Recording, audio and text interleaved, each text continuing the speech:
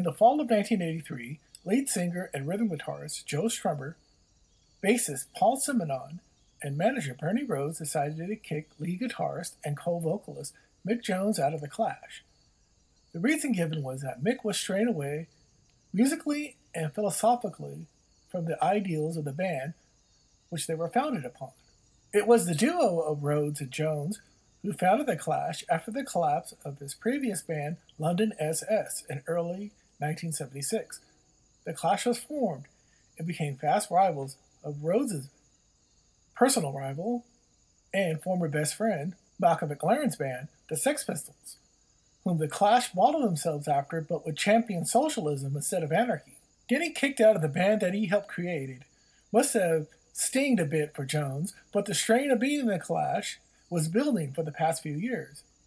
The three carried on after the sacking of the drummer Topper Headon back in 1982, along with his dabbling in Bolivian marching powder and his love of hip-hop, and trying to incorporate it into the Clash's sound, which was building a crescendo of tension within the group. After Topper was kicked out of the band, the Clash's original drummer, Terry Chimes, was brought in as a touring member for some lucrative dates with The Who to promote their latest album, Combat Rock, but declined to return as a full-time member. After holding auditions in late April for a new drummer, Pete Howard was chosen and began to practice with the group in May of 1983. The new lineup of The Clash will play 7 shows in a mini tour of the American Southwest before playing the first night of the US Festival in Southern California on May 28, 1983. The Clash got paid $500,000 to headline the New Wave night. After the show, the band remained idle for a few months. Strummer and Simonon, along with Pete Howard, would return to the studio in August to lay down 3 demo tracks while waiting for Mick Jones to show up in the studio to add lead guitar to them. The songs were In the Pouring Rain, Where is England, and Before We Go Forward. Jones, however, was becoming aloof and wouldn't show up for band practice for days at a time. So when he was fired one day in September, he arrived late to the rehearsal studio. Simonon and Strummer, along with manager Bernie Rhodes, who would call the studio and ask one of the Clash's associates, the baker, to tell Mick when he arrived to meet them at the pub that was across the street. Jones, after arriving in the studio, received the message and went to the pub. He came back 15 minutes later and said, "They asked me to leave the group. They don't want me in the effing band anymore." The Clash released an official statement in the September 10, 1983 issue of NME saying, Joe Strummer and Paul Simonon have decided that Mick Jones should leave the group.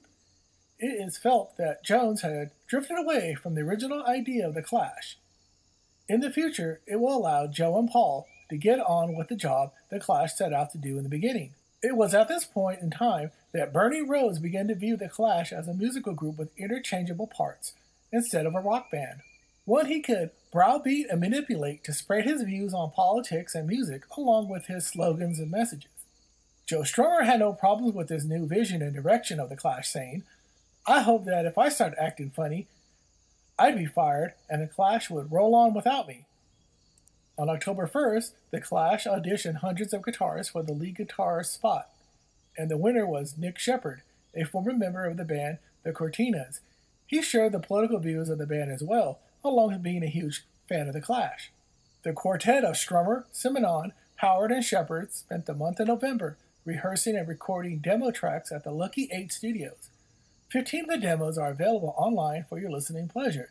It will showcase several tracks which would later appear on their final studio album, Cut the Crap, in a radically different arrangement.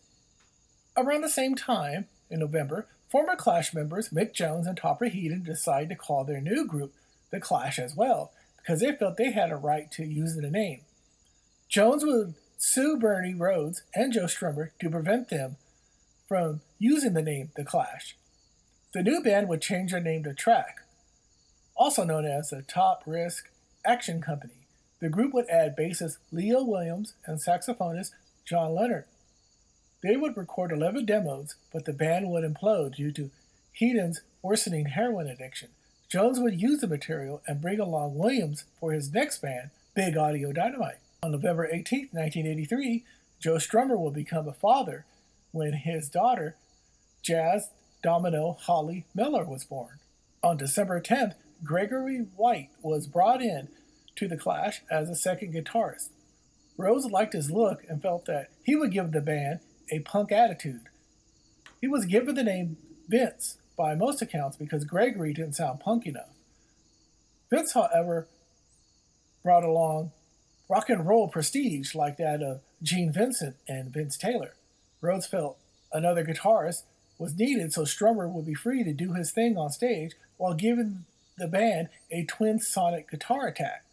For the rest of the month, the new 5-member lineup of the Clash would rehearse for a few weeks before heading off to California for a 9-date mini-tour of the state in January of 1984 to break in the new members along with new songs that they recorded.